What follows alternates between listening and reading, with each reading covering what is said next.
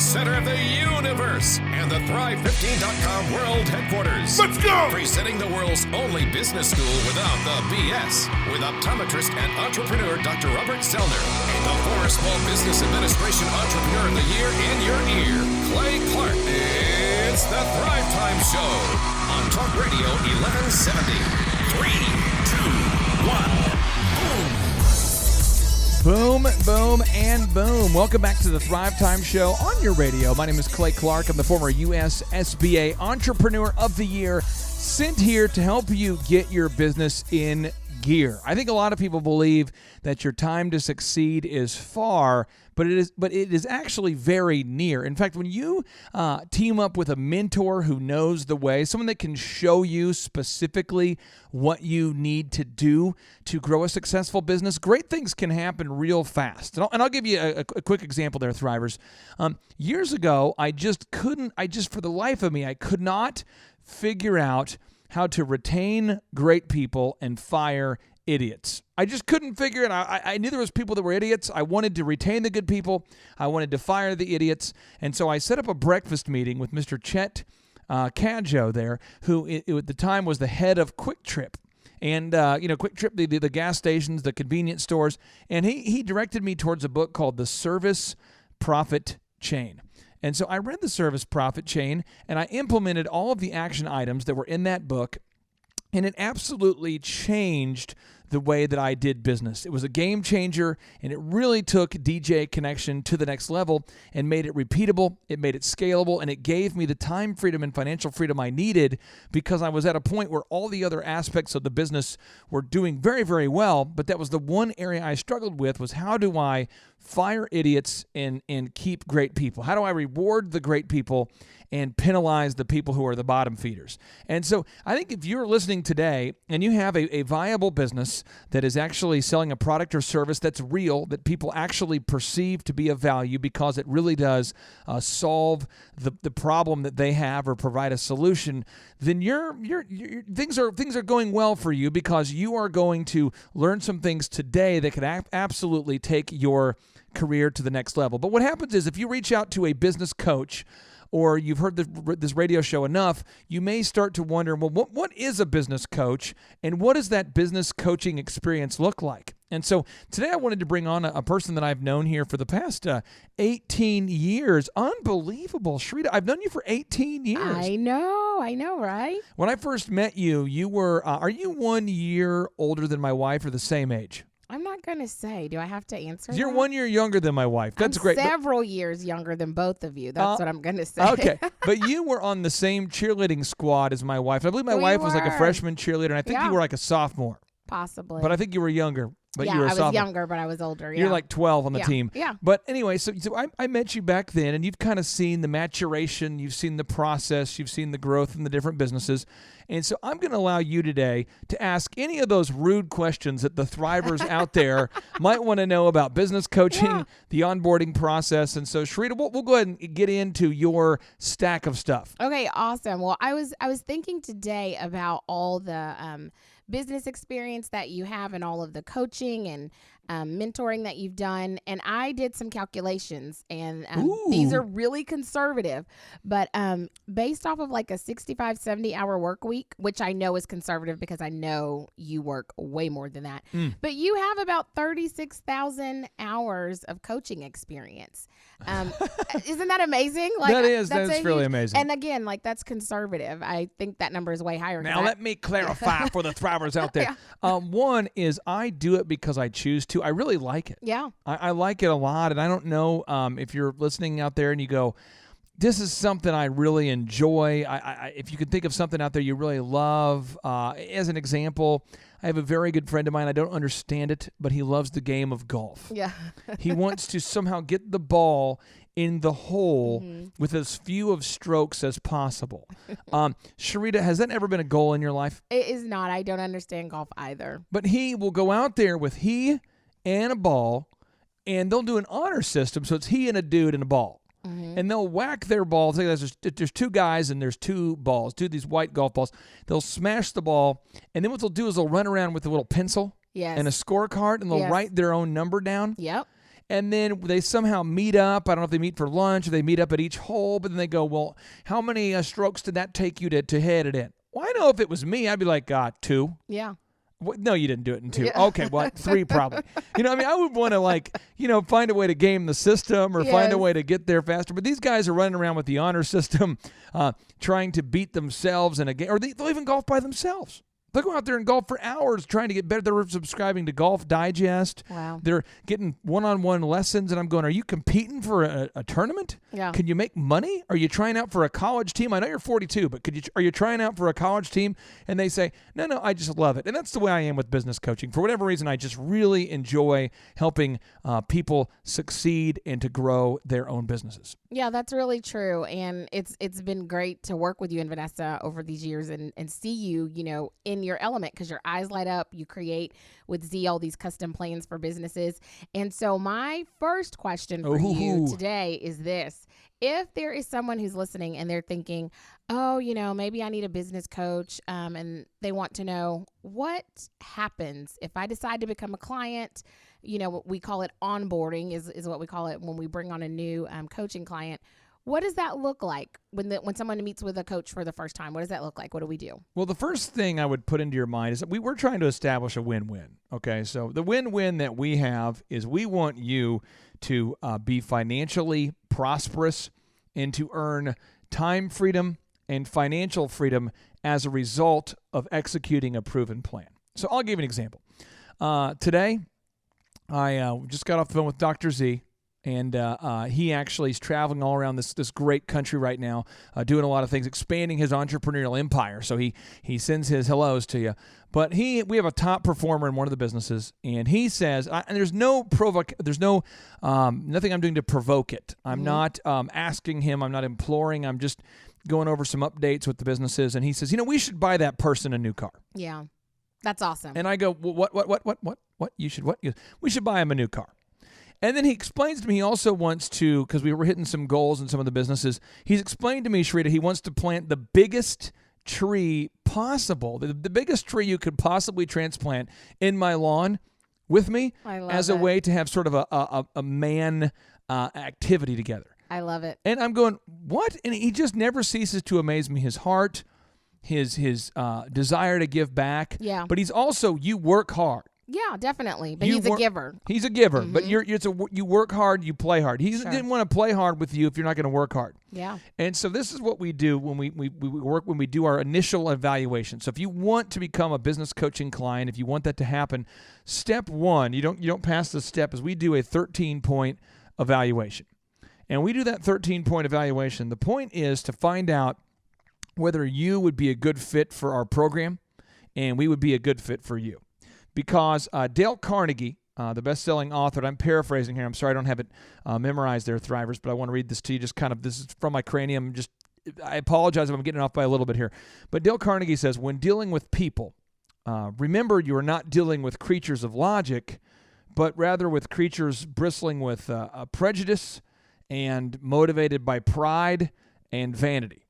So when you're talking to somebody who wants to grow their business, I can't tell you how many people reach out and want to learn about business coaching and having us grow their business because their friend, it's like their friend is doing very well as a result of our coaching program, and they'll reach out to us and we realize, you're probably not going to be a good fit. And we find out that they're just not the kind of person who wants to keep a weekly appointment. Yeah.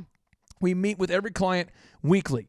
They're not the kind of person that wants to commit to doing their action items. You have to do some things. You don't just come to a coaching session and leave with our team having a bunch to do for you. So yes, as business coaches, we show you the strategy.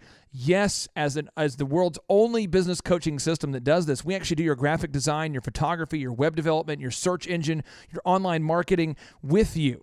But you have to do something, right? Because Proverbs 10:4 says that God blesses the hand of the diligent, punishes the slacker. This is not a show. This is not a program. This is not a thing where you actually sit down and go, all right, I've paid my $114. Now you guys put on a show. Yeah. You guys just do it. So the first step is we do an evaluation with you. We go over your goals, and we go over your strengths, your weaknesses, your biggest, your competitors, who you're out there competing with, your biggest threats. We want to determine your biggest limiting factors so that we can help you unlock your financial success there, Ms. Sharita. Yes, that is great. And I love how you were talking about, the design. We have a great team, I know, behind us that helps make all of these things come true.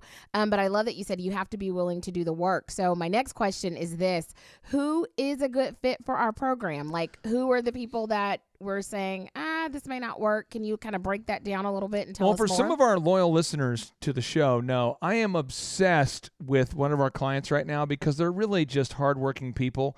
And it's the good folks at the Tip Top Canine. Yes. And Tip Top Canine, they came out to us like many other entrepreneurs saying, hey, listen, we have a good product, we believe, a good service. In their case, they teach people's dogs to behave. They'll teach your dog to sit. I mean, so many people have a dog, right? And you began to alter your life interaction with other people as a result of this crazy dog. You bought this cute little puppy, and now this dog jumps up on people. He's drooling on people. He's eating people's shoes. Yeah. He's humping your leg. I hate that when they hump people. I hate that. Oh, I hate it. what I like humper. And so what happens is your dog's just out there showing its passion for other people's legs.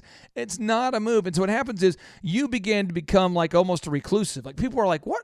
Why don't you ever go outside? Do you need to take some vitamins? I mean, you're not getting any natural sunlight. What's going on? And you just begin to say, well, I have this dog. And I get it. I have a crazy dog too. Well, Tip Top Canine, their passion is teaching people to basically, they train the dogs in a way where you as the owner can have a dog that behaves well. Okay. Yeah. And so what they do is they have this great service. And what they needed to do was to market the service. They needed to find a way to make the service to create sales. They needed a way to convert those sales into ongoing relationships. They needed to teach other people to train the dogs beyond themselves. They needed to optimize their website. They needed a PR kit. They need a pro forma. They need financial guidance. They need wisdom with leadership. They need to learn how to manage their company. They need to learn how to launch effective advertisements. They need to learn what to say no to. They need to learn how to manage their time. They need to learn how, and they've looked at the fruit of our lives. They've looked at Dr. Z. They've seen the Z66 auto auction. They've seen Dr. Robert Zellner and Associates. They've seen the Elephant in the Room Men's Grooming Lounge. They've seen Epic Photography. They've seen DJ Connection. They've seen the fruit of our lives, and they've realized, you know what? Whatever you guys are doing, I want to implement that proven path. So I want to do that. And I recognize that you guys are business coaches, not because you're wanting to run around selling charlatan dreams, but because you guys have actually done it. They see Z pull up in the Porsche. They've been to his house.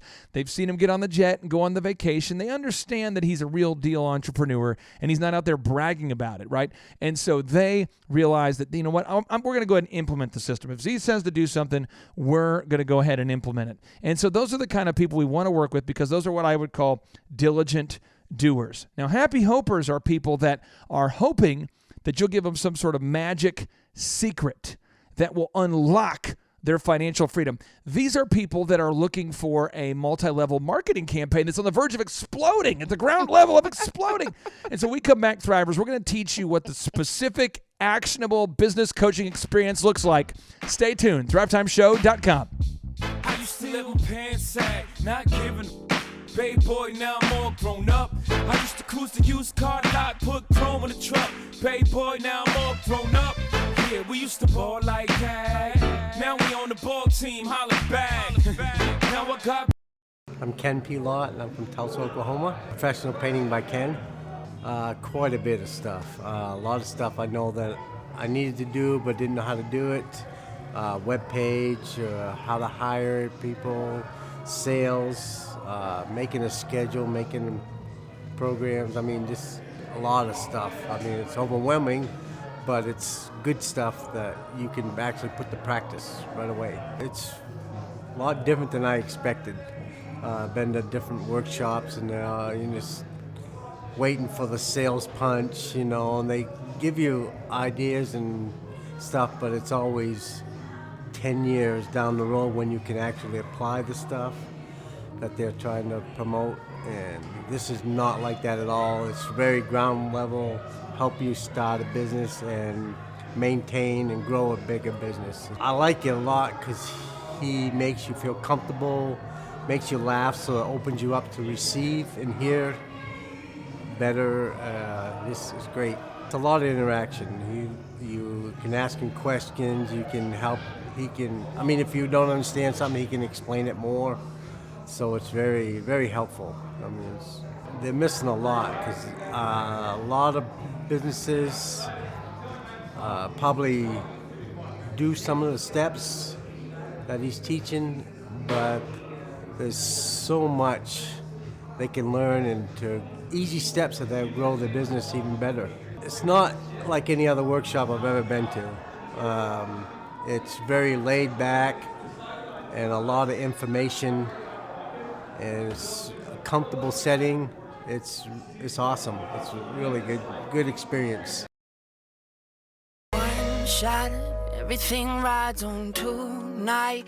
Even if I got 3 strikes, I'ma go for it. This moment, we own it. I'm not to be played with because it could get dangerous. Oh, and it could get dangerous. You go out there and you do something crazy like start your own business. Let me tell you how crazy it can be.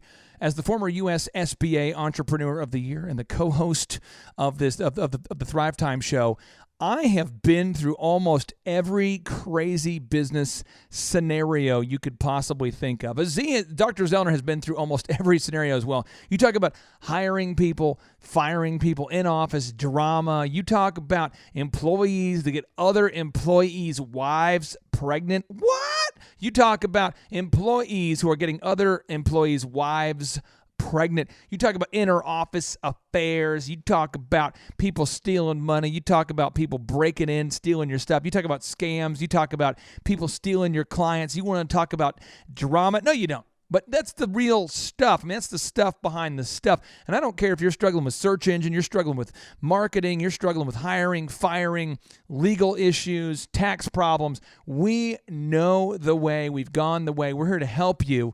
And this show is all about business coaching. And so Sharita has started some tasks. Sharita Bent, one of our business coaches, she goes, for me, a lot of this stuff now is, she's seen it. It's kind of becoming more and more common for her because she's in it every day. She sees landscapers and roofers and doctors and lawyers grow their businesses tremendously.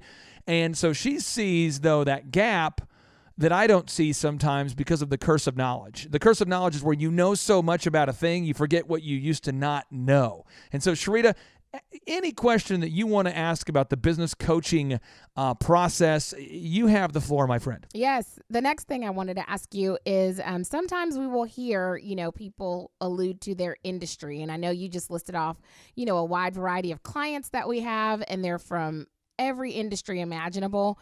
But sometimes people entering the coaching program, we've heard entrepreneurs say this before, and we have to address it. My industry is different. I just wanted to ask you to speak to that, because there's some mindset where people think, oh, because it's this business, I don't need to do A, B, or C. But really, it's all the same. I've learned that from you and Z.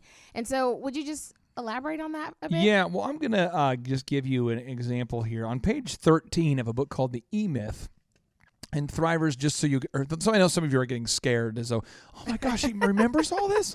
No, but I know where to find the information. I've been doing this forever. But on page 13 of the book called The E-Myth by Michael Gerber, I think any business coach respects what he wrote here in his best-selling book. He says, the fatal assumption is, if you understand the technical work of a business, you must understand a business that does that technical work. Again, the fatal assumption is that if you understand the technical work of a business, you understand a business that does that technical work. What it's saying is, you feel like that you understand a business. You understand how to make let's example. Let's say you're very good at making cakes. So now you believe that you understand how to make a cake business. You're very good at welding. And so you feel like that you can build a welding business. And what happens is, rather than learning how to make the business work for you, you decide that you're going to do the work yourself.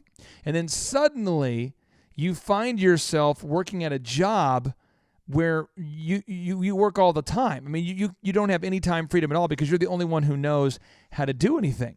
And then what happens is that you get stuck in that rut of believing that you are self-righteous, you know it all, you are incredible at your making cakes, and therefore no one could possibly teach you how to make a cake making business because you know about fondant and buttercream but I want the Thrivers to get this.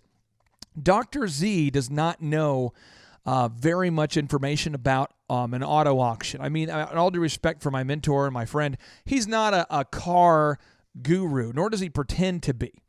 I would argue he's not really into optometry. Yeah. I don't know that he's excited about the human eyeball. I don't know that he obsesses about your iris. I don't know. He's like, oh, Sharita, please let me touch your retina. Please let me touch your retina. I want to see. Let me see the retina. Yeah. I want to see the retina down.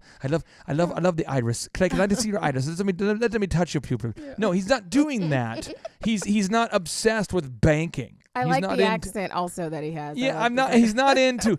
I'm so excited about the monetary system. Please let me talk to you about the fiat currency. Yeah. I want to talk to you about the fiat currency. I want to talk to you about the money. I know how it's printed. I know how to. No, but he's not doing that. What he's doing is he is obsessed with building a business because the business is designed to serve him. He's going to build a business that's going to serve him, and he's just going to find a need that the market has, and he's going to fill it. And then he'll hire somebody who's a technician to do the thing. He'll hire an optometrist to see the patients, but he's going to build the optometry business.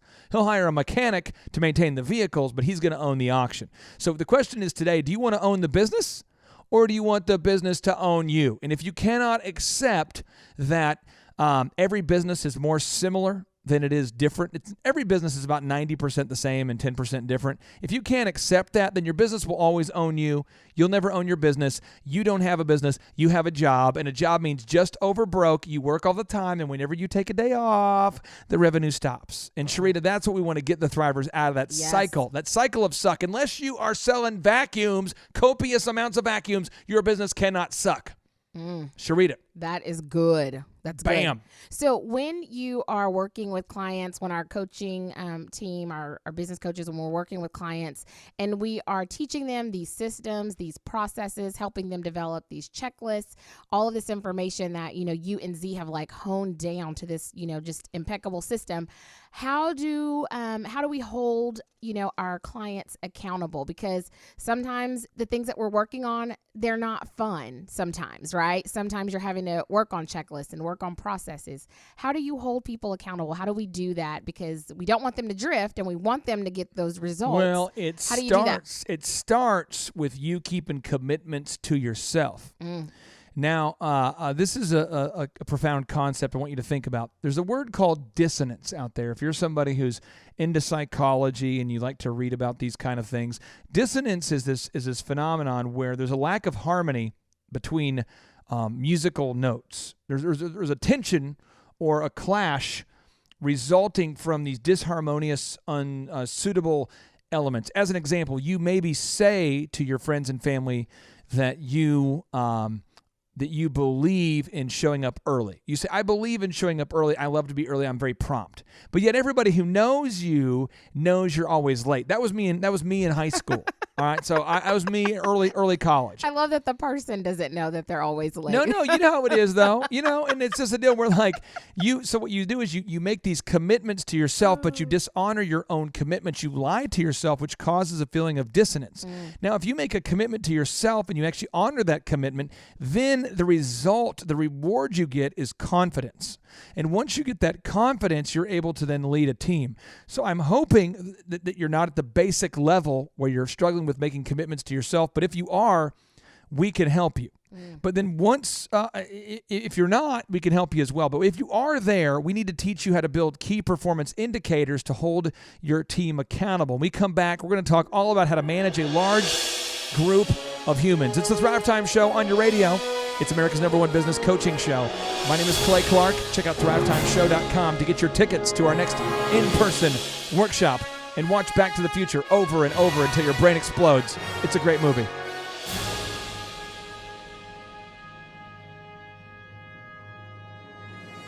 My name is Nikki Warren, and I'm from Tulsa, Oklahoma. The name of my business is The Mocha Butterfly. and I'm a fashion designer. I heard about the Thrivetime Business Workshops through a dear friend of mine, and I got a chance to meet with Clay and Dr. Z, and as I talked to them a little bit more, I love what they were doing, and it just made me, more intrigued because I really wanted to grow my business.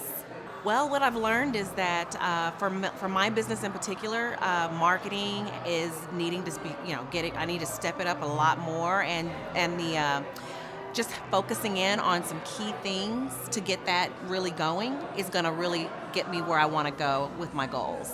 I think it's fun. It's a fun atmosphere, which most business-oriented, I'm an artistic, artsy person, and I tend to lose interest very quickly if I don't have something to keep me engaged. And, the humor, the real life experience, and the casualness of it is just really engaging for me. And it's just very relatable. And so for me, I am having a ball. Like, I was so excited to come yesterday. I had butterflies, literally, butterflies in my stomach, and I'm just really excited to be here. Well, it's an interesting place. It's got a lot of words of affirmation and quotes and things like that. Very positive environment. The people here are very nice and friendly, and I love the way the room is set up. It's very open space type of model, and like I said, it's more of a casual environment. It's not stuffy and professional. It's professional, but it's not stuffy professional. There is a difference. And so it's very warm and inviting here. Love the teaching style, love the presentation, very organized and easy to follow. And like I said, the real life experience and the humor just adds that much more to it. I know people who go to different workshops, and I'm not sure if they're grasping all of what's being presented there, but I am almost 100% sure that if they come to a workshop like this one, they will get some great golden information that's going to help them meet their goals if they're willing to apply what they hear. There's no upselling here, that wasn't really a big concern for me, but if I were talking to someone who's very concerned about upselling, I would tell them that they have no worries here, and that, I think that this environment is very relaxed, inviting, warm, and engaging, and so even it does actually makes you wonder, what else is there? I won't lie about that.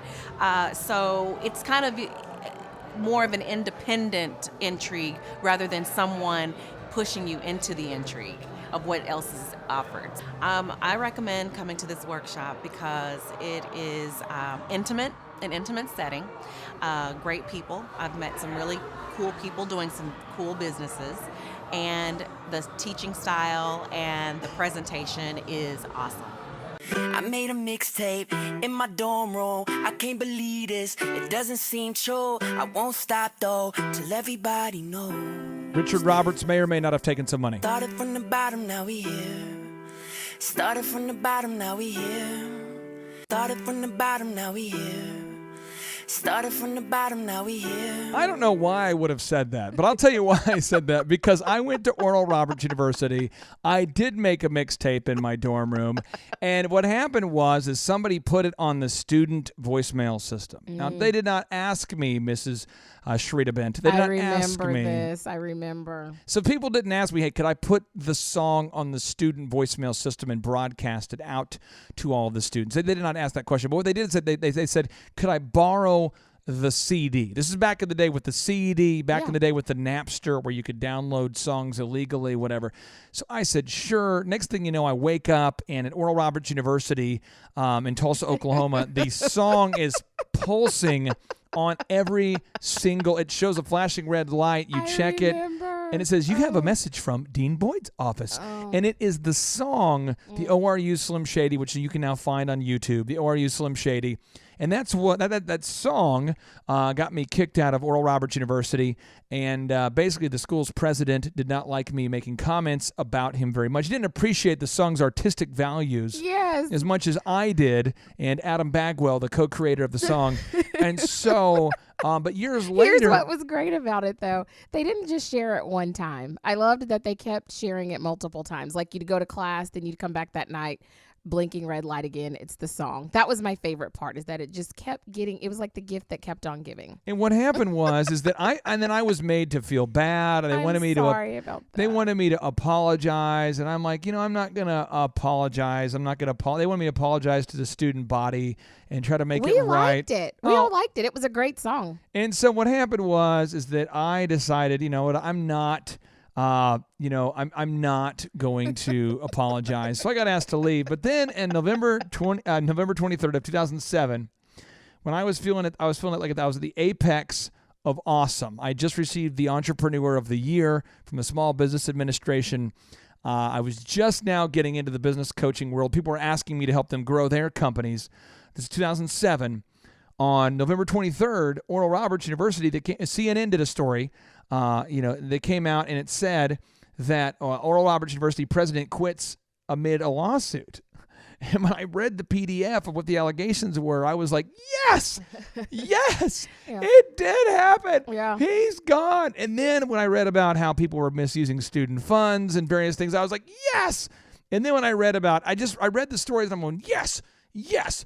That is what I'm talking about. Yes. And people were like, do you feel bad? What are your thoughts? Because we went to ORU, so everyone's asking, what do you think about what's going on? Do you feel bad? How does it make you feel? Because it was a national headline story for about a week there. Yeah. And I'm going, I love this. Yeah. This is great. And so I just snuck in that little reference. Yeah, there. you're like, so, I wrote a prophetic song about this many years ago. Prophetic song. Yeah. Okay, so we're talking about business coaching, how to grow your business. Sharita, what questions do you have on behalf of the Thrive Nation out there, these business owners who maybe want to know a little bit more about the business coaching experience? Okay, so here's one that I get a lot.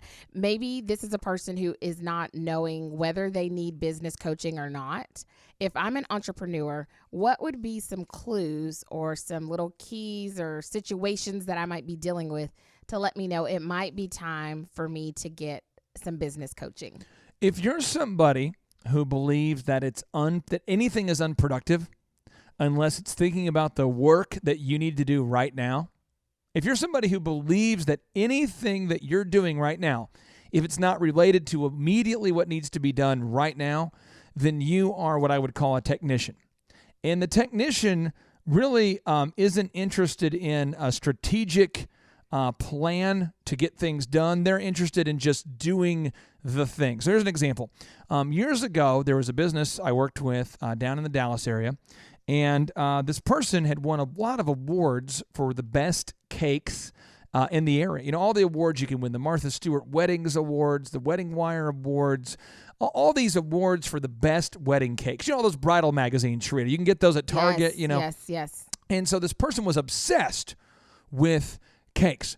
And my wife and I were helping her. My wife and I worked together in everything, And Vanessa goes in there. It's kind of like Chip and Joanna, except I'm uglier than Chip, and she's more beautiful than Joanna.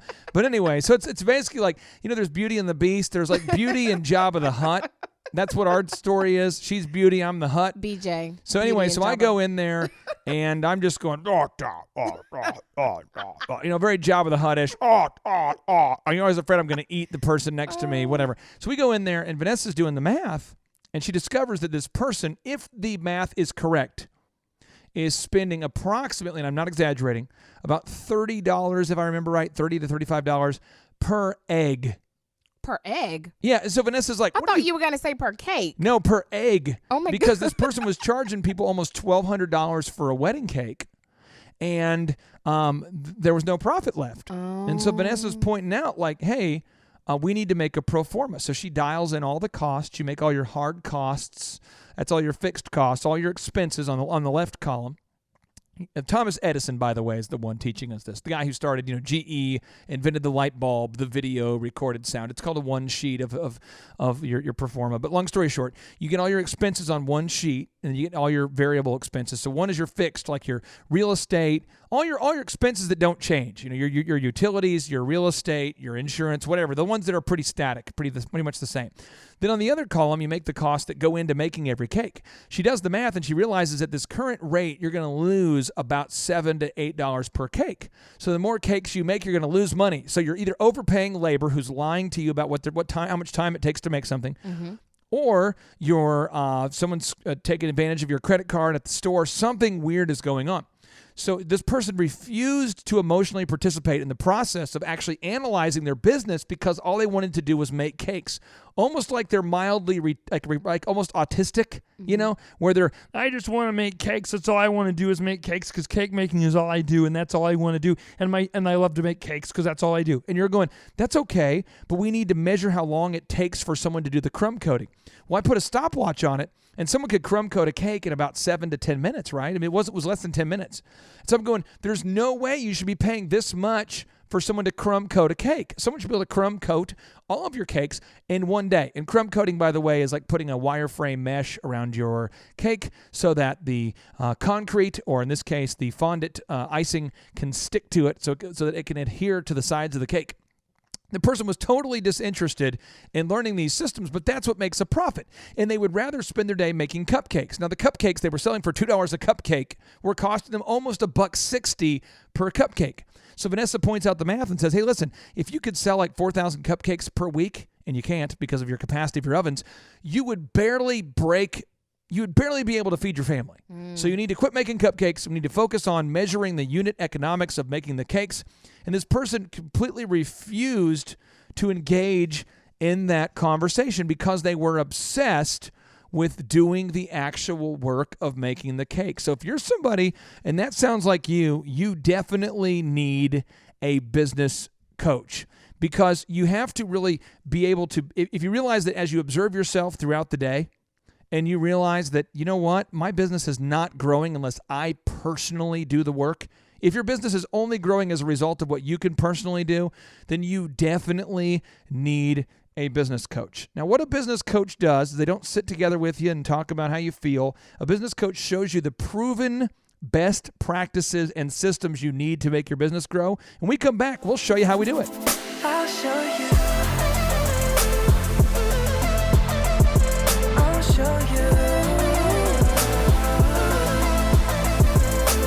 My name is O'Neil Bent, and I'm from Broken Arrow, Oklahoma. I first heard about the business workshops through my wife, Sharita Bent, and I learned a lot more from her, and also got follow-up calls from different members of the organization. Some of the things I've learned about starting my business through Thrive is making sure I'm spending my money on the things I need to spend it on. For instance, like my search engine optimization, my marketing, constantly reviewing the content that I have on my website, and that's just a few of the things. The overall experience I've had from the Thrivetime workshop has been wonderful. I love how everything that we learn is practical. It's not based off of book knowledge. It's not based off of someone else's ideas. It's based off things that have actually worked and have been tried and true. When you walk in, I mean, we came into a smell of wood burning. There's a chimney outside, so we walked to the building. And when you get inside, you almost feel like there's like I don't know if it's like a pub / club / work environment. It just feels really good. You have music blaring, friendly faces, people saying hello. And then when you sit down in your seat, you have nice, comfortable chairs, a wooden desk to work on, and everything looks modern. So it's a really refreshing feeling. Clay's presentation and teaching style is very efficient, effective. It's also endearing, though, because he's very comical. He'll talk about different things he's been through, and they're all very funny. But he also hits the exact points he needs to hit at the right time. You never feel like, man, is he ever going to stop talking? You always want to keep listening, and then when it's the bathroom break time, you're surprised it's already there. So I like how he talks about these practical experiences, and it's very enjoyable. The interaction of the workshop is mostly Clay will give you information that you need to know, but then he also opens it up for questions. So there's always this question and response type of situation. And then there's certain things where he'll direct you to do things, and it's because he knows that that's the way to go. You might question it, but I highly encourage you just to listen and do. And to jump into a business and think that you know everything is the most prideful, arrogant thing you could ever do. But to come here and to speak to someone who's already done this many times, has directed several businesses, and can give you wisdom and information, I think it's wonderful. And I think you can never do anything on your own. You have to have other people around you to help you, and he's definitely helpful. The experience I've had at coming to Thrivetime workshops is I was never upsold anything. I mean, I come in, they do exactly what they say they're going to do, and they leave it up to you to follow up and do the work. And I think that's the way it should be. So it's very straightforward, and they do what they say. I recommend that everybody should check out Thrivetime Workshop, because there's so much knowledge and information there that you can use to help you run your business. And like I said before, I don't think you can do anything completely on your own. And when you have so much resource and knowledge in one area, you can use all of that and get exactly what you need. Don't you give up, nah, nah, nah. I won't give up, nah, nah, nah. Let me love you. Let me love you. Thrive Nation, welcome back to the Thrivetime Show on your radio. Justin Bieber fans, welcome back to the Thrivetime Show on your radio. We have so many. Shrita, I was thinking about this the other day. I was looking at our statistics of where Thrivers are coming from. Yeah. And don't get me wrong, I love Oklahomies. Let me tell you, I love some Oklahoma Joes. Yeah. I love some of those baked beans. I love some of those burnt ends. Yes. I love the values. I love our culture. But at the last workshop, we had many, many more people from all around the world than we had from Tulsa. And I think it's because universally, as Americans, and Sheree, I don't know if you can relate to this. I've never really asked you this, but you tell me. I want to know here. Yeah.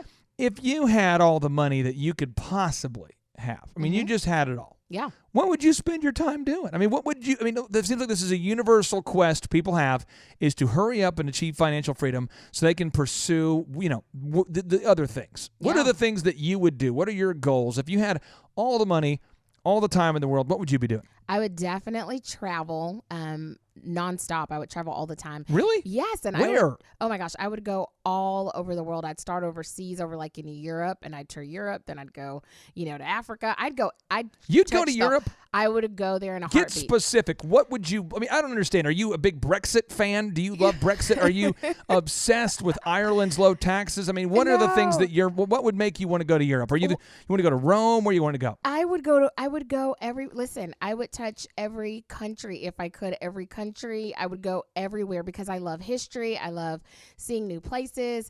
I love learning about, what happened here in this place, in this culture. But I would also, in addition to my travels, I would be singing as I traveled, because that would be like my two loves, like travel and singing. So I'd tour their little, clubs and sing and see the world. That's what I would do. What would you do? This show. Oh, see, that's you're in your zone. I'm just saying, this is what I like to do. It's my flow. This is what I do. I went on a trip here. I'm Thrivers. I'm sorry.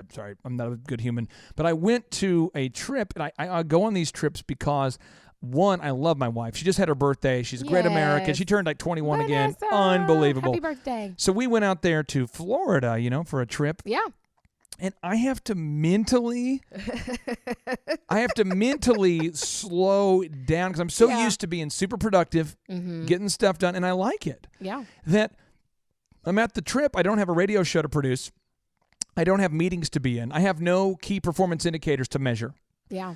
But I know how to do that. So I'm like, I wanted to become I wanted to become the most efficient dad possible. So I'm like, well, at 10:25 we're gonna go here for two. They don't have Sprouts over there. They have this place called Publix. Yes. So I'm gonna go to Publix at 10:52. At 11, I'll drop you guys off at 10:52. At 11 o'clock, I'll come back. When I come back, I'll have the lotion from Walgreens. Then what I'll do is we'll go to this. There's a beach I've read about, and at 11:30 exactly they open up. Well, then you get in the car with the 5 kids. Yeah. And we drop off the family at 10:52, and somehow like at 12:52 we're still there. And I'm going, how is this possible? Well, then we go on a wave runner kind of thing, and the guy comes out, kind of a pirate theme kind of guy, and he's, are you ready to ride the wave runner? And I'm looking at the guy, and I'm going, typically, because in the business, I'm really good at interviewing people and kind of knowing where they're at. There's just certain people that you don't want to bring into your organization. You don't want to hire certain people you do. Typically, by the way, Thrivers, if you look somebody in the eye, and that you ask them a direct question and they look up and to the right, into the right, or they look up to the left. Typically they're trying to think of what to say, or they're typically, and if they've got a shifty eyes, or they talk very, very fast with excessive details, you typically know they're lying, So I'm like, just my wife's out there, she's wave running around, and then the guy says, make sure you don't take this baby over 65, 65. Well, my son, he's out there with my wife on the wave runner, out there on the ocean in the Tampa Bay area out there on the ocean. And I talked to the guy and I said, so man, how often do you maintain these? And he's like, well, what we do is we maintain these constantly. It's like every, and I'm hearing him, I'm going, oh my gosh, he's never maintained this vehicle. Baby, come back. Just like wanting to wave at her. Yeah. She comes back. My son says, Dad, Mom went 70. And I'm like, 70? Because when you fall off a wave runner going 70 miles an hour, it's like hitting concrete. Yeah. My whole frame is being broken. My whole worldview. I'm just like, no, safety first. Yeah. Now we're safety second. I got a pirate who doesn't maintain the wave runner doing it. We're taking 2 hours to go to Publix. This is not efficiency, people. But what I do is I get calm, and about day 2, I'm able to enjoy the vacation. And I'm not kidding. I start mentally counting down how many hours are left. Till you can get back. Till I can get back into my flow. Yeah. And so Thrive Nation, what we want to do is, whether your flow is doing a radio show and coaching businesses, or your flow is traveling Europe, I'm not here to judge and say what your flow should be, but we want to help you as business coaches to achieve your financial and time freedom goals right away, so you can spend your time doing whatever you want to do. So first off, you need to write out your F6 goals. Your goals for your faith, your goals for your family, your goals for your finances, your goals for your friendships, fitness, and fun. And Wait, if you make why do I have to write it down? This is another thing. Why do I have to write those things down? Can I just know them in my head? There's a lot of offensive verses out there in the Bible, called it. There's like the 10 Commandments, and there's, the idea was in the Bible. And I hate to be the one who quotes the Bible all the time, but like Exodus 20 as an example, apparently God spoke these words. I know a lot of people get really all worked up when you say that God said something, but this is what it says in Exodus 20. It says, and God spoke all of these words. I am the Lord your God who brought you out of Egypt, out of the land of slavery. You shall have no other gods before me. You shall not make yourself an image in the form of anything in heaven or above, or the sun, or on the earth beneath, or in the waters below. You shall not bow down. And he just goes on and on. God's explaining these things. And they're going, God, can we get something to write this down with? And so what happens is eventually, Moses and God, they connect the whole story. I'm not exactly sure of the timeline, but long story short, they write these things called the 10 Commandments. Mm-hmm. I liked God's voice, by the way. Oh, yeah, I've been working on that a lot. Sometimes in the office, people don't respect. Sometimes I'll make an announcement like, we have a 4-door car where the lights are on, and then we have the mic, and a lot of people are like, yeah, whatever. It's probably just whatever. But then if I say, attention, everybody. This is the voice of God. We have a 4-door vehicle, and the lights are on. Everyone's like, oh, my gosh, I think I heard from the voice of God himself. Like, just kidding, people. That wasn't actually God. Don't want to be sacrilegious, but seriously, I'm working on this voice. So the thing is that you eventually have to write down things on the tablet, because today, if you go to many places of business, many places of government, many houses of worship, if you open the Bible, those 10 Commandments, Sharita, they stay true today. They've carried on that thought for that amount of time. And in this digital smog, this digital clutter where the smartphone's making us all dumb, according to the Psychology Today article, if you don't write it down, you're going to drift, you're going to forget what your dreams are, and you're going to end up living in a van down by the river, Shark. The van down by the river. That's how it happens. It's true. Okay, so Thrive Nation, here's the deal. You've got to first off know where you want to be. And now, Sharita, what are some business coaching questions you have for the Thrivers out there who say, I know where I want to be. I finally do know where I want to be. What is a question that you feel like a lot of Thrivers may have about the business coaching experience? Yeah, I think another question that's really good, and we talk about this a lot on our team and with you and Z kind of mentoring us. What is the difference between working in your business and on your business? Because trying to explain that to people when we're coaching and what that looks like, I think they're so used to working in the business, But break that down. What's the Well, difference? as a technician, as somebody who does the work, as an entrepreneur, if you're somebody who, I'm just going back to the example of being a welder. You're so used to paying your dues. I mean, you've devoted so many hours to the business during the startup phase that you feel like, listen, if something needs to be done, I'm going to get it done. I mean, you're to the point where you work so much that you feel like that's just the normal. You are a master juggler at this point. I mean, you're putting in 14-hour days, and you absolutely are you're working all the time to fulfill the orders for the welding jobs that are coming in. But if you are to a place now where you say, listen, I want to exchange not my time for money anymore. I want to exchange my systems for my time. I want to exchange money for my time. You want to build a business that can serve you. You want a business that can produce so much money that you're able to say, you know what, I don't want to mow my own lawn. I'm going to have someone else mow my lawn. I don't want to do my own dry cleaning. I want to hire somebody else. If you find yourself in a place where you're reaching out for kind of a business Yoda, if you will, if you find yourself needing a business coach, and you need somebody who knows the way. I mean, Luke had to go out to Dagobah. Remember that he had to fly out? I do. He flies out. He lands that X-Wing, crashes that thing in the mud. He gets there, he finds this guy, and he says, Yoda, you seek Yoda. Just take me to Yoda. Where is he? In due time. Take you to him, I will. Yoda. And he just will not tell him where Yoda is.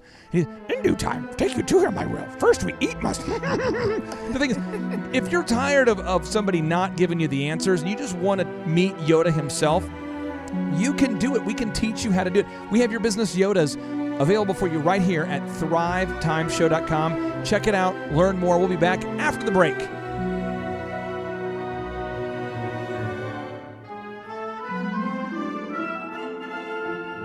Sam Parker. Okay. I'm Karina Parker. We live here in town. We're looking to be in the food industry. Thrivetime workshops, we've learned about advertising and what we need to do to get our name out there, what we need to do to get to the top of Google,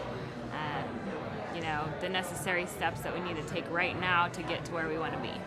The Thrivetime workshop experience is really encouraging, and it's great hands-on information and stuff that we can relate to, because we're able to talk to people here that are going through the same stuff that we are. There's motivation everywhere.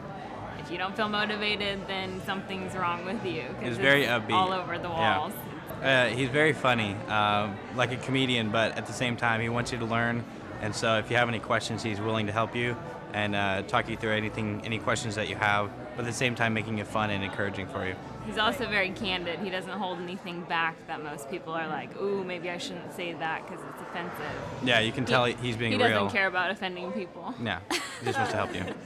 So I heard an advertisement that said to leave your wallet at home, and that's what it's been the whole time. It hasn't been like, oh, make sure you stop by our table in the back and buy 10 books and sign up for a 2-year subscription with us. It was just like, hey, what we do offer, there wasn't pressure, and it's a month-to-month thing. It's not like you're signing your life away. This life's not easy, I'm not made out of steel.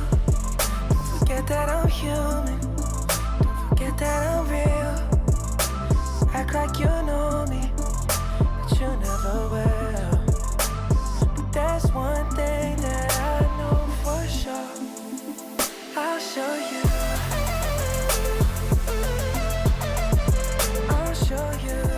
All right, welcome back into your audio dojo of mojo. It is the Thrivetime Show on your radio. My name is Clay Clark. I'm the former SBA Entrepreneur of the Year. I'm the father of 5 human kids. Father of 5 human kids? What happened? Well, I'll tell you what happened. There was some horizontal activity that happened repeatedly. I had some time freedom. I invested that time freedom, if you will. And what I did is we created some human kids. We have matriculated. We have coached these kids. They are now people that can shake your hand, look you in the eye, capable of showing up on time. They're almost to the age where they can be accountable, right? Because they're accountable for their actions. They're kids that they do things and they get a consequence, good or bad, a consequence, good or bad, as a result of their actions. And what happens is, for a lot of people, we get out into that world, man. We get out into that world where we went to high school. And Sharita, do you remember in high school and in college, and they gave you fall break? I do. And so we're going to college at Oral Roberts University, right? And it's around the fall time, hence fall break. Yeah. And all of a sudden, you're looking at that calendar going, man, I got 2 weeks available. I have 2 weeks available. I'm a freshman. I'm a sophomore. The rest of the world's out there working, unaware that fall break is a thing. Yeah. But you call up your mom, you call up. Shrita, where would you go on fall break? Would you stay on campus or did you typically go back to Tennessee? Where did you go for fall break? I think I typically stayed because I had to work several jobs, and so I stayed and worked usually. Wait a minute. So life got real for you? You were working pretty early? Yeah. I've had to work my whole life since I was little. Okay, Yeah. so I was working too, right? So Yeah. I'm working. So I remember it's like a ghost town at Oral Yes, Roberts no University. one was there. Yeah. A lot of these people, their parents are paying for their school. They're on trips. They're like, going wherever. Now I'll tell you how you know back in the day, how you knew back in the day if you were somebody who was a diligent doer because you had to, or if you were at college and you were kind of just enjoying the free ride. I'll tell you how you knew. One is that at Oral Roberts University and other colleges, I went to St. Cloud State for a while and OSU, they give you a meal plan, Sharita. Yeah. Now, typically, in a standard week, there's 7 days. I mean, would you agree with me thus far? Totally agree. You got a 7-day week, and they typically will say you get 3 meals a day. You get breakfast, you get that lunch, you get that dinner. And I remember when you could check the box. Do you want 21 meals? Do you want? And I remember I want 10 meals. Yeah. You want 10 meals? There's 7 days. Absolutely. Yeah. And I've got a whole bagel hustle going on. I remember telling my buddy, here's the deal: you bring me a bagel. Yeah. I'll hook you up with 50 cents. Oh, my He's like, gosh. $1. Yeah. Cool. $1. Bagel. I lived off of straight bagels. Yeah. But that was the move because I had to. Life got real early for me. Me too. Now, for some of you listening right now, life is just now getting real. It was easy for you when you were single. You're out there, working at your job. All the money that comes in, you spend that. You get that direct TV going on. You get that car payment going. You drive around that Honda. You may be upgraded with that leather Honda. You've got the CD player, but you also got that Sirius satellite, whatever going on. You got that direct TV, that NFL package. And all of a sudden you got married. Now you have a kid. And all of a sudden you go, uh-oh, life just got real. Some of you just got that health care bill and you said, Some of you just had a kid going to private school. Some of you have an illness where now you're the sole provider.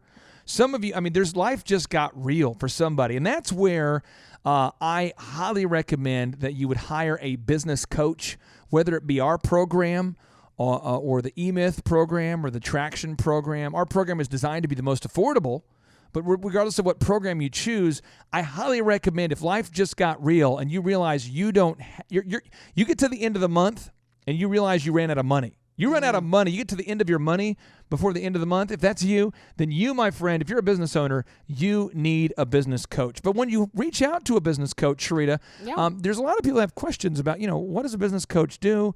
What does that look like? And you are around these people. You're around these business owners every day, and you see their perspective. Yeah. So what questions do you have for me about the business coaching experience on behalf of those thrivers out there? Yeah, here's a great one. How much time does it take to go through this business coaching system or process? That's one that comes up. How much time is it going to take?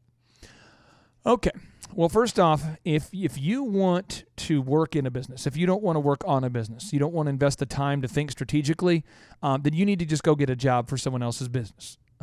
But if you are wanting to create time freedom, then you need to work on your business. You need to work on your business if you want to create time freedom. And as far as time goes, it's kind of like a garden. I don't garden. Sharita, do you garden? Are you a gardener? Occasionally, I do. Occasionally, I like it.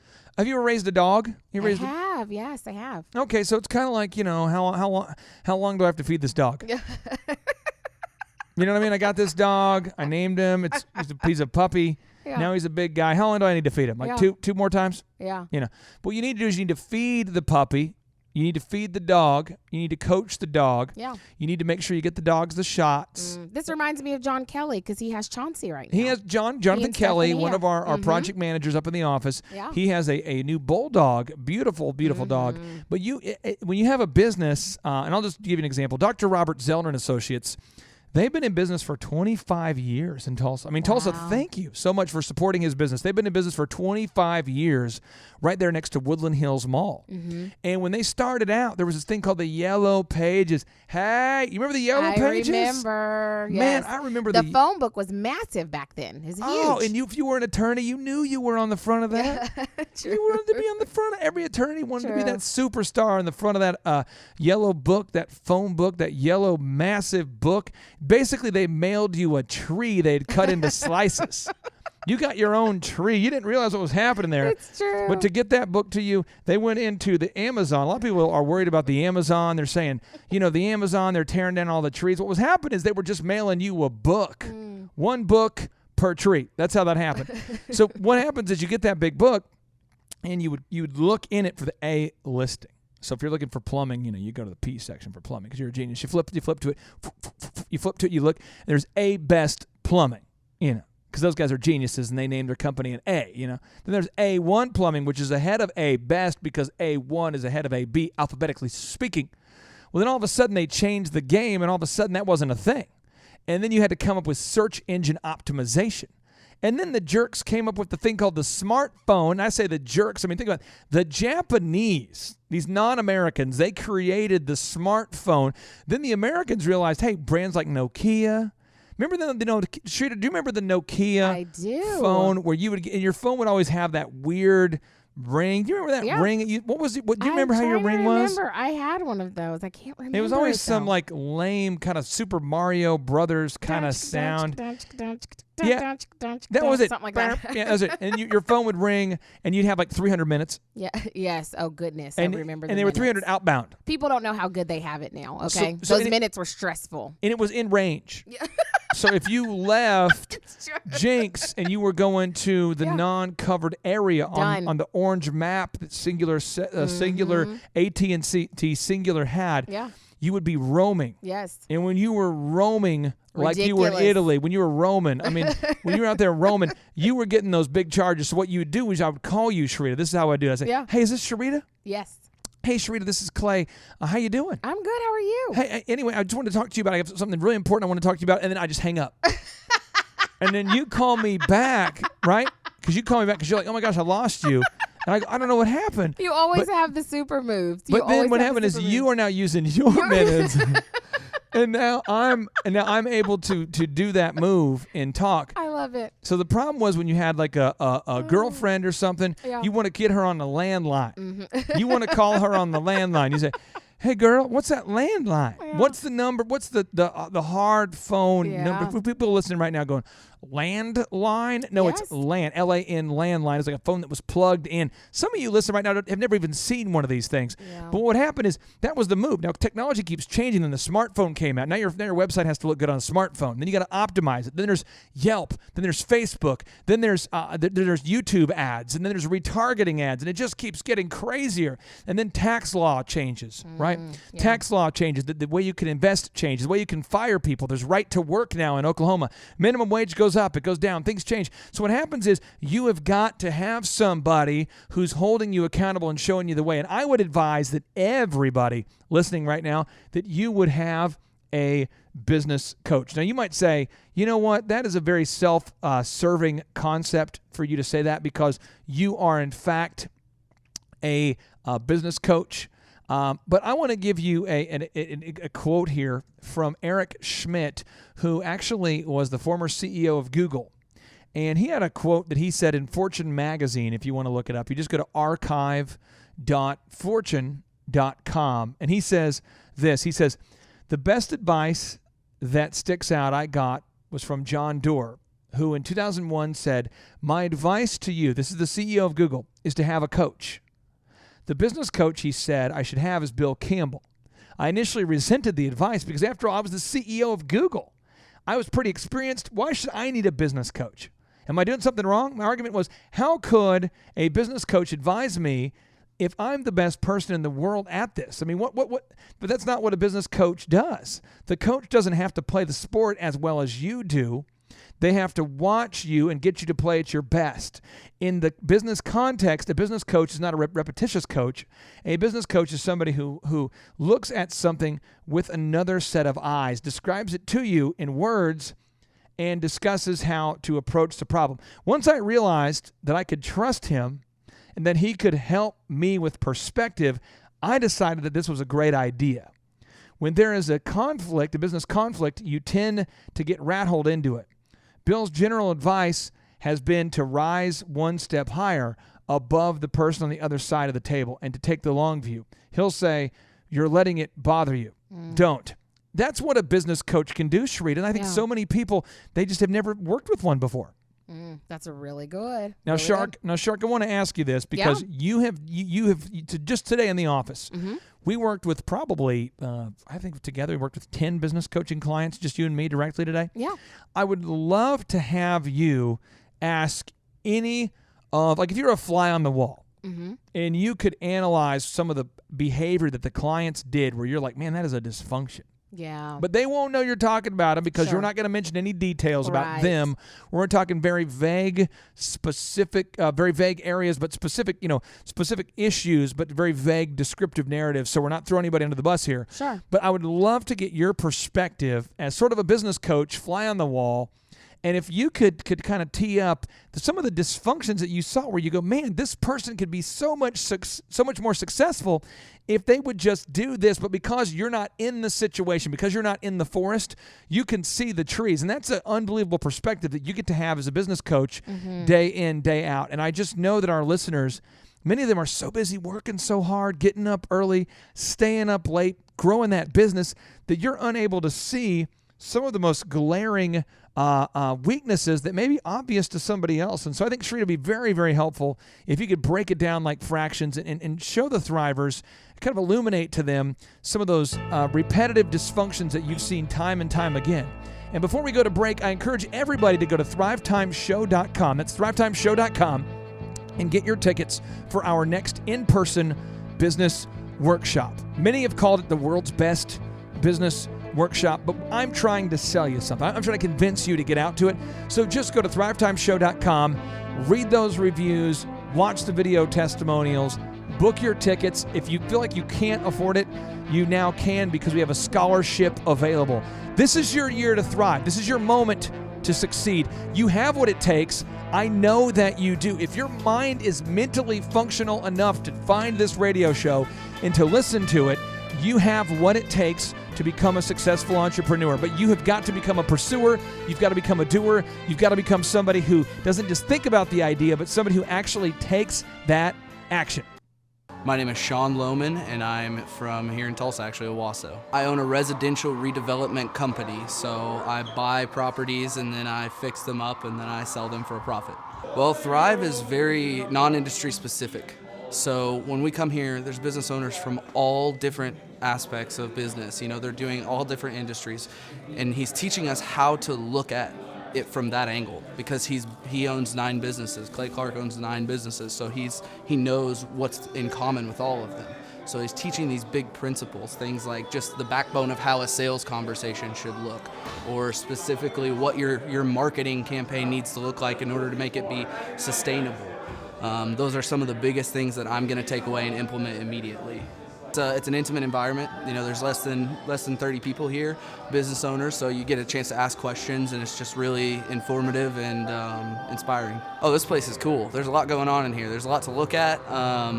There's a lot of inspiring and motivational things on the walls, and lots of accomplishments, and just a very cool yet productive atmosphere. I'm coming in here yesterday, and there's a sales team in here. It was Friday, so they're ringing appointment bells and hitting gongs when they're making sales, and it's just a really motivating environment to be in, to see how this business is done, basically. Clay's presentation style is really great. This is kind of a no BS, very direct sort of style, but he'll also get non-specific with what he's teaching, and then he'll get very specific, and he'll use stories throughout the process to really help it connect to you and make it implementable. Consistently, he's offered an opportunity to ask questions at the end of each workshop, and so that's really where the learning takes place, is asking those questions and getting those direct answers so that we can take those action items away from that. I don't see enough questions being asked, and sometimes that's just natural. But if people are missing out on the opportunity to ask questions, they're missing out on the opportunity to learn. And so if there's anything that's going to stop you from learning and growing, it's you. If you're here, you're going to learn and grow as long as you're motivated to do that. And these other seminars that I went to 6 actually in the last year. So of these 6, at every single opportunity, at the end, there's always a back of the room thing. Hey, you can spend a little money here and get this or that or this. And although those things are helpful, that's not always necessarily the best feeling we want to get. So he wants us all to know, and he's very clear about the fact that he's not trying to upsell us anything. His motivations are different. He's not trying to sell us. He's trying to help us. He's trying to mentor us. And he's very open about it. So I'd say it's awesome. That aspect of it's awesome. We need more people who are motivated in this world. We need more people who are willing to become entrepreneurs, who are willing to create jobs. We need more of that. There's not enough of it. So that's, to me, the message. That's the goal, is mentor 1 million people is this company's idea.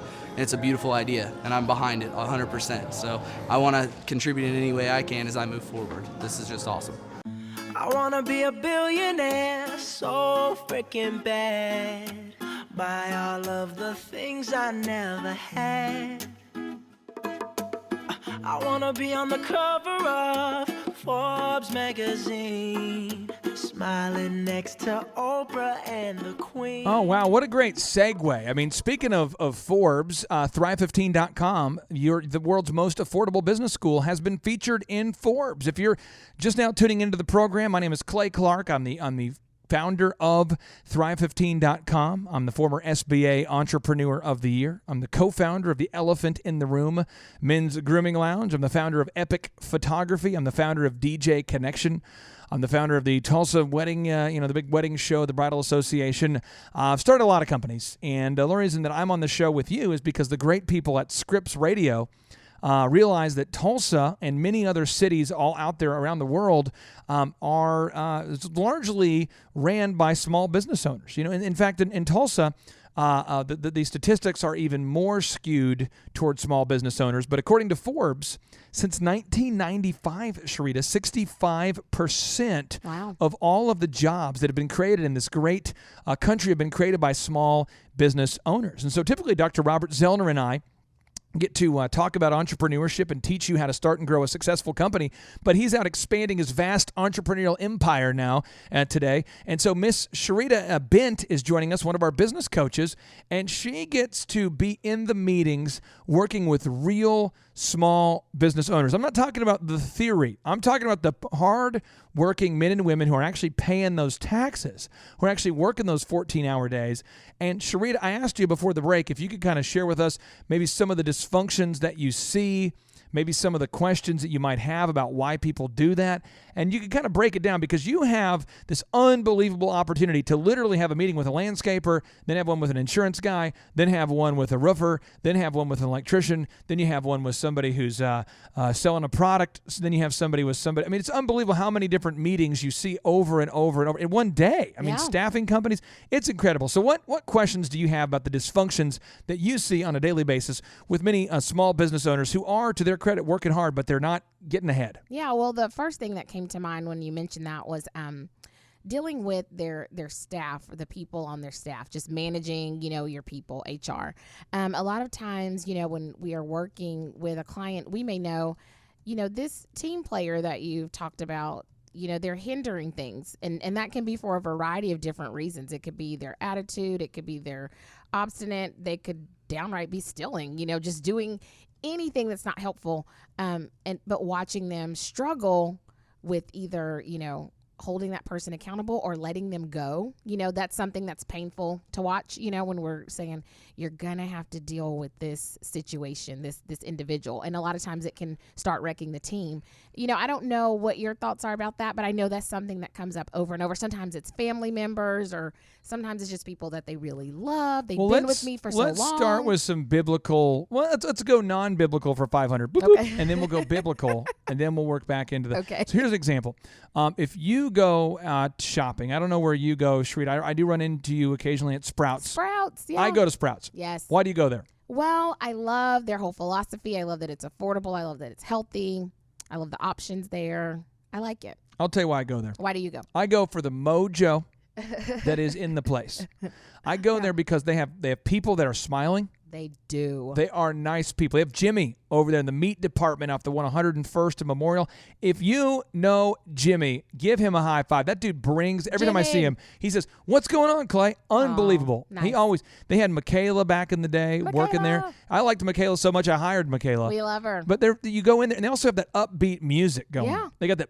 It's clean in there. It's clean. So I walked in the other day, and I walk in, it's bump, bump, bump, bump, bump, bump, bump, bump. And I'm going, what? Is this Bob Marley? Could you be loved? Love it. Oh, yeah. Love it makes me want to buy more meat. Could you be loved? Bump, bump, bump. And then the guy says, hey, what's going on? How can I help you? And I'm just thinking, man, this is paradise. Yeah. I'm a business nerd, but I love business. So I love it. The atmosphere is great. Customer service is great. It is. Now, I'm going to tell you a place that wasn't so great. What? I went in the other day to a place that I'm not going to name. I'm not going to name the place. Okay. I'm just going to say that we've all been there once. You go in there, no one's there to help you. No one knows what's going on. Everyone's on break. You say, hey, could you help me find the produce? I'm on break. Hey, could you help me? I just work here, buddy. I don't know. I'm in electronics. I feel like there's feet draggers there too. Are they walking around dragging their feet? Unbelievable. Yeah. It's ridiculous. And they got this whole self-checkout thing they're trying to push you to over there. Yeah. And anyway, I go there, and I went there to buy a TV. And anyway, long story short, the experience was not good. It almost wasn't worth the money I saved. It was just awful. Yeah. So what happens is that I just don't go back. And a lot of us don't go back. That's why Starbucks does well. That's why Quick Trip does well, because we want to go to a place where there's great customer service and a good experience. That's sort of the non-biblical thing. Now, the second thing is the Bible, though, says in Proverbs 10:4 that God blesses the hand of the diligent. He blesses the hands of the diligent. It also says he punishes the slackard. So somebody who's not working hard is going to lose. And so what happens is if you own a business, I'm not saying you have to play God or pretend to be God, but I am saying that you running a business and punishing your customers with terrible customer service because you don't want to fire somebody is the single most selfish and stupid thing you could do. And because you're not being diligent and punting idiots, the customer will fire you. And so Sam Walton, this is back in the day, the old school Sam Walton. This is back in the day when Walmart used to be known for their customer service. Yeah. He said the customer can fire everyone from the CEO on down to the chairman of the board simply by spending their money somewhere else. Yeah. So concept number 1, you've got to have a great customer service experience or customers will go somewhere else. 2, when you discover that somebody's not getting it done, you have to hold your team accountable. And if you hold someone accountable and they refuse to do their job, you want to fire them in sort of a private way. You want to just get them out of your office, but you just want to get it done. You want to knock it out. But Steve Jobs would tell you, here's a notable quotable from Steve Jobs. He says you have to be a yardstick of quality. Some people aren't used to an environment where excellence is expected. So you're going to discover most people haven't ever seen excellence. So you want to educate them. You want to make sure that step 1, do they know what to do? Step 2, if they do, you want to make sure that you're holding them accountable. And 3, if they won't do it, you got to fire them. Now, if somebody is being what I would call nefarious, this is one of my favorite words. I love the word nefarious because nefarious there's no better way to describe the word nefarious. But nefarious is where somebody is intentionally doing a subversive activity. They're evil, trying to do acts that go against what the boss has done. I've had this I've seen this in small ways where I've told someone to do something, and they just passively aggressively didn't do the thing. If that is the case, Jack Welch would give you this little tip. And by the way, this is a feel-good tip. When you hear this tip, you will feel good. You will feel it's like a colon cleansing. It's like you've taken a huge colon cleanse, and we don't want to talk about colon cleansing. This is an adult show. We don't talk about things like that, but I do. So what you want to do is this is like the colon cleansing of business here.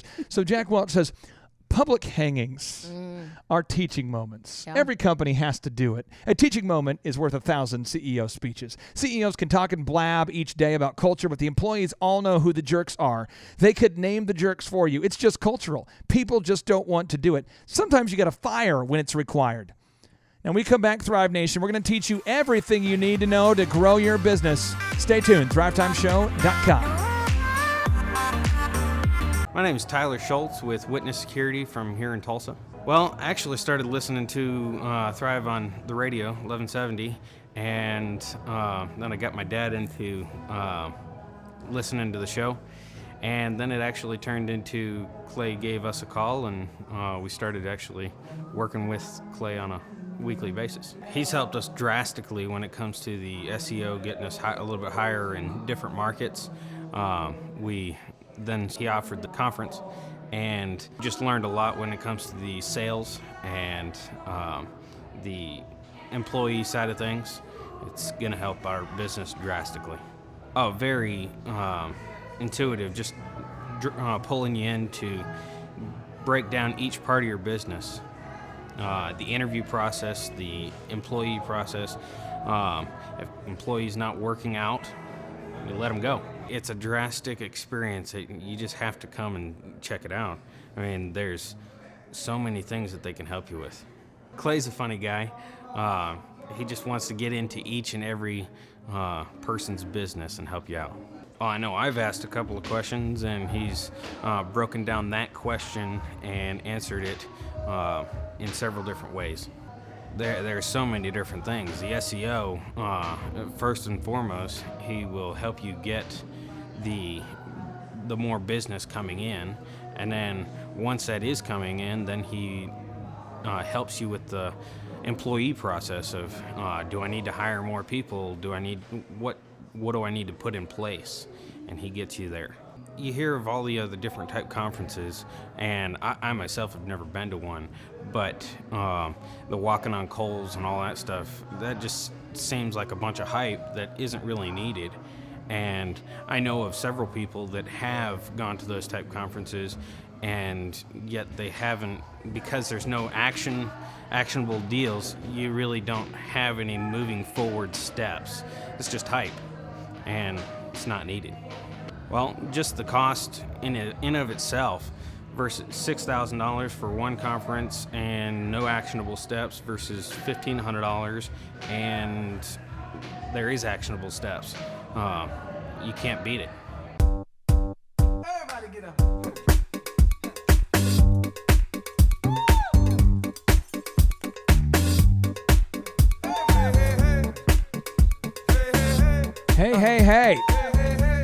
Hey, whoa, hey, wow, you looking at me? Hey, you looking at me? I'm looking at you. Hey, Thrive Nation, welcome back to the Thrivetime Show on your radio. My name is Clay Clark. I am the former SBA Entrepreneur of the Year, and although I may not be looking at you right now, I am thinking about you.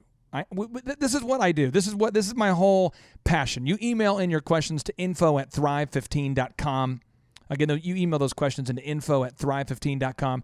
You text us at 918-851-6920. That's 918-851-6920. You come to our in-person workshops. You ask questions.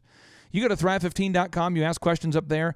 And all I do is I think about, professionally speaking, all I think about is how I can help you get to where you need to go with your business. Now, I could make that claim. Sharita has seen me do it. That's why I wanted to have Sharita on today's show, because we're talking about business coaching and this obsession with helping you achieve success. Sharita has seen me do it, and she's actually a business coach. Yeah. And so she's actually known me since college. Mm-hmm. Now that I'm 36, that's 18 years ago. But she gets a chance to be the fly on the wall a lot of times to watch other businesses that are really struggling. And we just talked about, firing people and why that can be so tough for people. And I would just say it as a capstone thought, if you don't fire people, the customers will fire you.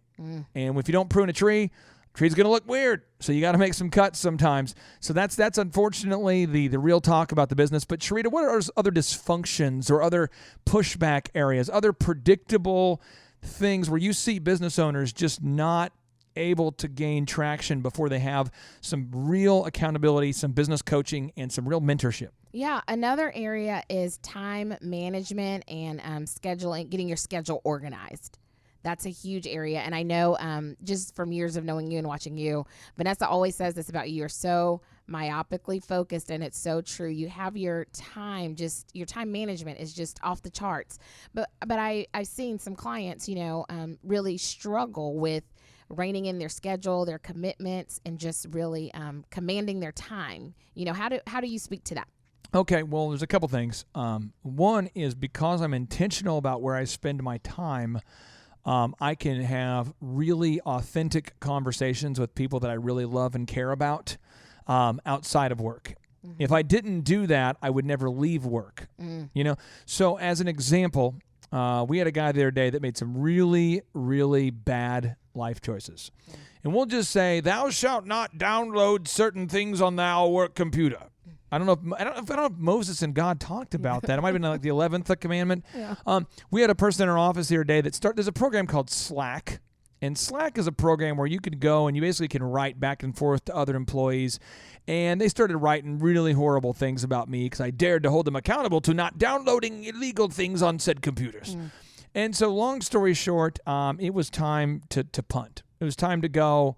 I tried to be tactful. Guy wouldn't do it. So he wouldn't move on. He wouldn't catch the hint, as in, like, don't do this again. If you do it again, you're fired.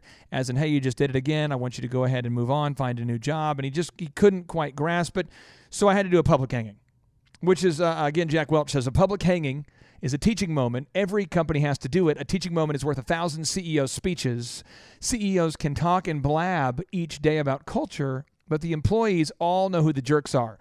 They could name the jerks for you. It's just cultural. People just don't want to do it. So I had to do the Jack Welch move. Jack Welch, the former CEO of GE, who grew the company by 4,000%. Well, then other people wanted to talk about it. They want to talk about, well, did you hear what happened? Did you see what happened? Did you see that? Did you hear what he said? Did you hear what she said about what he said? I can't believe that you did that. And I'm done. I'm in my car. I'm almost all the way home where they're still talking. I'm home. I'm talking to my wife. I'm chasing my wife around. I'm holding a bunny in my hand. I'm physically holding a bunny. We have a bunny. He's cute. They're cute. We had this one bunny named Oreo. Yes. It was definitely a girl. Adorable. We got another bunny I thought was a dude. Kind of a transgender, sort of a Bruce Jenner confusion thing here. And so I named him Carl. Well, come to find out, Carl's a lady. Carla, yeah, but we still call him Carl because we're sick freaks. Yeah. And so I'm holding Carl, and it's just ecstasy when Carl's next to me, and I'm just there having that bunny love. Hey, got that bunny love. And I'm sometimes, it's just something awesome about the bunny. I've got the chickens going on. I got the pinyon wood burning, and they're still talking about it. I turn my phone off. They're still talking about it. I get to work the next day. I check my text messages. Messages had been sent. In excess of a dozen messages had been sent in the dozen hours past the event. They're still at the office talking about it 8 o'clock at night. Wow. One of our members of our team said, hey, man, I left, and they were still talking about it. Now, because I'm pretty rigid on how I spend my time, I could spend that time with my wife, with my kids. And when O'Neill brought by that Jamaican jerk chicken. Yes. Did you help make that, or did he do it all himself? I helped a little bit. What did you do? What was your role? What were you doing? I helped because we grilled it and then we finished it in the oven. So I helped kind of transport meat, from the grill. You grilled it first. We grilled it first and got that good char and that good. Where are you getting the supplies? Where are you getting that flavor from? Oh, we'll have to give you the secret recipe off the air. Yeah, it's O'Neill's little masterpiece. I'll tell you what. I passed the seasoning. I'm his sous chef. I'm just saying that Jamaican jerk chicken was good, and I'm still talking about it. When I get done with work, people are like, how was your day? And I'm going, I had this Jamaican jerk chicken 4 months ago. Yeah. It was so good. People are going to say, don't you have anywhere to go? Don't you have anything to do? No, I don't. Actually, I just want to talk about that. I mean, I spend the entire Sunday planting trees. Oh, yes. You love your trees. Vanessa told me you guys have been planting. Well, as Dr. Z and I were talking, what we're going to do is we're going to try to transplant a large tree. Love it. Z says he wants this tree because we're building a wall around our property. Yeah. Z said that he wants the tree to be so big that it could serve as a wall. So, I love it. So he wants to get like a forklift or something and bring this thing over and dig the biggest hole in the history of the planet. I mean, he wants to plant a massive tree. And that's what you do when you have time freedom. You talk about Jamaican jerk chicken for 4 hours. Yeah. You talk about planting trees. I'm at Atwood's asking the guy at Atwood's every question possible about grilling, Yeah. And they got to be thinking, don't you have somewhere to go? Yeah. Don't you have anywhere to do? You have something to do? No, I don't. Why? Because I have time freedom. That's the whole thing. You've got to be rigid. So time management is definitely something we teach you. And we actually teach you the time management system that our Thrive15.com mentor, Lee Cockrell, will teach you. So if you go up to Thrive15.com and you subscribe to the world's most affordable business school, it's only $1 for the first month. It's $1 for the first month. It's a no-brainer. You got to do it. You go up there. It's $1. You sign up there. And Lee Cockrell, he used to manage Walt Disney World Resorts and the 40,000 employees. Could you imagine what it would be like to manage 40,000 people? Some of you are crying right now. I can't even imagine. I don't know. I'm managing 4 people. I would want to shit myself. No. Calm down.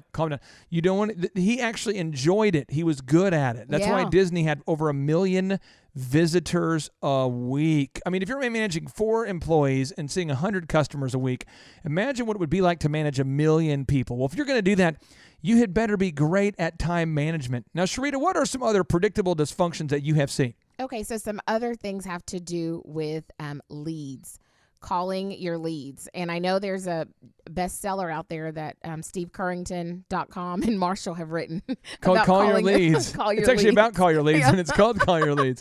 When we come back, we're going to teach you the importance of how to call your leads, of why to call your leads, of when to call your leads, what percentage of people call their leads, the best way to track them, sort them, to stay organized. Because once you get those leads, once you've been doing some marketing, you've absolutely got to call those leads. That I've ever known. You give me purpose every day. You give me purpose in every way. My name's Carter. This is my wife Jensen Watts. She has a photography business that we're trying to get up and growing. So I, listen to talk radio. I drive a lot for work, and got tired of listening to radio all the time. And I can't plug my phone into my truck; it's too old. And so, one day the Thrive Show was just in place of the talk show I normally listen to, and it was, definitely more entertaining than most radio shows. And so that's, took about a week or two before I actually looked more into it. I think it's wonderful. It's been great. It's a great environment. I love the feel in here, and I really love how entertaining Clay can be as well. Yeah, I am so grateful to be here, and I've loved just learning everything. I'm learning a lot about branding and how to market my business, because that's kind of where I've had a hard time. Is I can take pictures, I'm good at it, I have my prices and everything, but it's hard to get the clientele. So learning about the marketing has really helped me, and I can't wait to implement it into my own business after this, because it's been so great. We're so grateful to be here. I think I can go home and I have it written out, the steps that I need to take, and everything. It's very practical. Yeah, a big thing that's helped me, even without business stuff, is just a mental attitude aspect they have that I can apply to my current job and current life. I love it. I am laughing a lot of the time, and it's so entertaining, and I just love being here. It's awesome.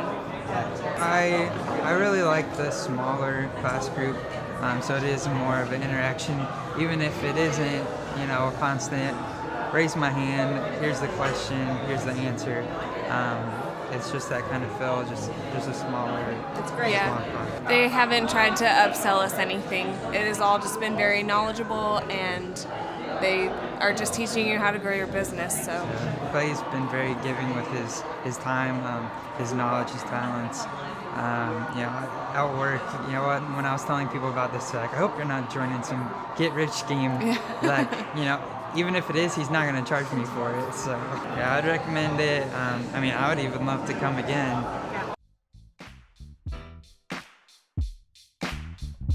I used to live on pants sag, not giving Bay boy, now I'm all grown up. I used to cruise the used car lot, put chrome in the truck. Bay boy, now I'm all grown up. Yeah, we used to ball like that. All right, Thrive Nation, welcome back into the Thrivetime Show on your radio. My name is Clay Clark. I'm the former DJ Clay. Now I'm all grown up. I've started a DJ Connection, and from there I moved to starting a bunch of other businesses: Epic Photography, Elephant in the Room, Thrive15.com, the Make Your Life Epic PR consulting firm, blah, blah, blah, blah, blah, blah, blah. This show is not about me. This show is about you. And so inside the box that rocks typically is where we broadcast. But today, oh no, we are off campus. We're broadcasting from the man cave, where we're always learning, earning, and burning. And inside the man cave, I have brought in a woman. What? What? Why would you brought a woman inside the man cave? I did it because I wanted to bring some balance. I wanted to bring some insight. I wanted to bring some wisdom. And so I brought in Mrs. Sharita Bent. She's a lifetime friend, in my opinion, because I've known her for longer than I haven't known her. Sure. Since age 18. Now I'm closer to 37 than 36. I've known this lady. She was a cheerleader back in the day with my wife. Yeah. They worked together with their first couple jobs out of college.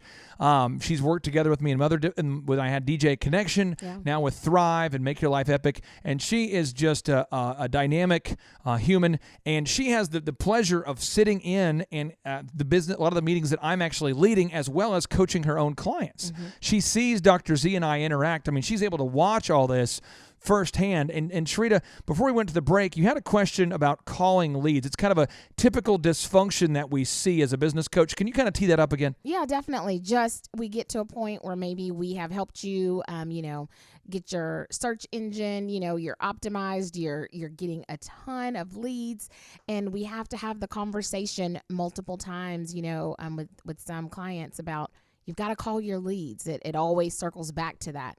So I just wanted to kind of tee that up to you, because I know sometimes that's a struggle for people to understand why you've got to call your leads. We can't get around that. You've got to call them. All right, I'm going to make a list of all the things you need to do, and with the amount of time we have today, I can't get into all the detail, but one is you must absolutely, every single day, print out your leads. That's step one. Step two, organize your leads. I mean, keep them organized. All your hot leads, all your new leads, put them in the right pile, right? And then you must call, text, and email every single one of your leads a minimum of 3 times a day. Because right now what's happening is most people don't answer the phone if they don't recognize the number. True. And as an example, my father, unfortunately, he passed away here recently from ALS, Lou Gehrig's disease, and Dad, we miss you. But my dad was going through all these things, and he switched over to a new phone carrier. So when he switched over to a new phone carrier, as he's trying to kind of get rid of his expenses because he knows he's leaving the planet soon, he's trying to switch to a less expensive phone carrier. He's trying to cancel this, cancel that, do this, doing the mature things needed as you're facing death. Just how horrible would that be? I mean, you're calling your phone carrier saying, hey, I want to switch. They say, why? Because I'll be dead soon. I mean, that's just, Dad. I mean, thank you for being the man and doing that. But the thing is that my dad, when he switched phone carriers, a lot of the phone numbers didn't get transferred. So people would call him, trying to get a hold of him, and he's not answering his phone because he doesn't recognize what the phone number is, right? Yeah. So a lot of people don't recognize the phone number because they don't know the number. The number's not saved. Whatever the situation is, there's other people that just straight up don't answer the phone ever. True. There's other people that only respond to text. You'll be in a meeting with them and they just respond to every text. And they're all trying to be all sneaky, all sly, acting like they're not responding. They'll be up in church. They'll be in church. I've seen it. And they're going, the pastor's going, everybody, if you'll turn with me to the Bible app, you're able to. And they're getting text messages left and right. They're planning dinner. They're planning on Facebook. I've seen that. They're on Facebook. I mean, come on. So the thing is that one, a lot of people only respond to text. Some people only respond to calls. Some people only respond to emails. Some people don't answer voicemails. We can go on and on. But you need to call, text, and email every lead at least 3 times a day if you want to get paid. Now, Sharita, off air, you were just asking me another brilliant business coaching question about the process that we lead clients through, the proven path, and some of the typical dysfunctions that you see, and just some of your observations. And I'd love it if you could ask the question again so the Thrive community can benefit from what you were talking about. Yeah, so I was thinking about the journey for both you and Z, with starting maybe your first business, and how maybe, you're in there hustling, you're being diligent, you're doing it by yourself perhaps, at first. You build a team eventually. You go through the ups, the downs, you're working working hard. You have this grit, this drive, this tenacity, but it was really tough because you're trying to establish that first business. But then once you get all those systems set up, you have those processes down, and your business is now running like a well-oiled machine, and it is like generating a profit flow. Well, once you and Z get down and you're starting your second, your third, your fifth, your 10th, you guys both have so many businesses. What is the difference when you're starting that first business, in the beginning with the hustle and the grit and learning by the school of hard knocks, but then maybe when you're starting that 10th business or that? Yeah, well, what we do is we go into industries where we don't have to create a product. I mean, Thrive15.com is unique because it's actually an altruistic thing for us. We built it to help mentor millionaires. To help mentor people to become millionaires, to mentor millions of people. That's why we built it, is to help you. And so it's almost like building a church. We built it because so many people asked us if they could pick our brain for coffee, if we could teach them how to do it, and we just didn't have time. And I know he's not a jerk. I probably am. But we were going, hey, man, we got to find a way we should probably help people, right? I mean, right? Yeah. And so that's a little different because that's creating a whole new industry. And I wouldn't do that if I were you, Thrivers, unless you have long money. Long money meaning that you're okay with not making a profit for like 5 years. Yeah. 10 years. SpaceX is obviously an Elon Musk company. PayPal, Tesla. Elon Musk hadn't made money. He didn't make money for 10 years. From 2003 to 2013, he didn't make $1 at Tesla. That's kind of that innovative, long industry game-changing. But I'm talking about the industries that Z and I go into. Would be like optometry, auto auctions, photography, haircuts for dudes, banking, medical supply companies, PR, marketing companies. We're not reinventing the wheel here. I mean, these are already existing niches. There aren't people running around Tulsa going, well, I tell you what, I'm trying to figure out a way to cut my own hair. And they're going, maybe you should go to what's that word? Well, maybe you should go to, I don't know. I know what it is. We'll call it haircuts. Oh, that's a great idea. I wish there was a place in Tulsa that cut hair. Well, there's no places like it. If we could find one, we would definitely go there. I mean, we're going into an established industry where there's already people getting their hair cut. The people of Tulsa aren't running around, as a general rule, with mullets running around wondering what to do with their hair. I mean, there's already options out there. We just wanted to provide a better option. So now we already have the team. We already have the graphic designers, the photographers, the videographers, the sales scripts, the hiring packets, the firing packets, the legal documents, we already have everything. So it's really easy for us to go into a niche and dominate, and it'll be really easy for you to go into the niche and dominate too, because we know the proven path. I mean, it's not really that complicated. So I guess I would say, Sharita, when we first started, I mean, both of us didn't know what we were doing. We're running through the fog he was 16 years ahead of me. He's 52. I'm 36. He's just running through the fog of hope and ambition and hoping he can figure it out along the way, running through the landmine of entrepreneurship, just blowing up, making mistakes everywhere. And then eventually we learned that we could learn from mentors and not mistakes. He went ahead of me, so his path was harder than mine. And my path was a lot easier as a result of him mentoring me as opposed to me running through those mistakes. So hopefully that answers the questions. It's very easy now to dominate in an established industry. Yeah, that's great. And I would just say, as an example, one of our clients right now we're working with is LaMode Cleaners. And if you've never been to LaMode Cleaners, what are you doing? Right? I mean, you could be going to Spiffy's. They're good people.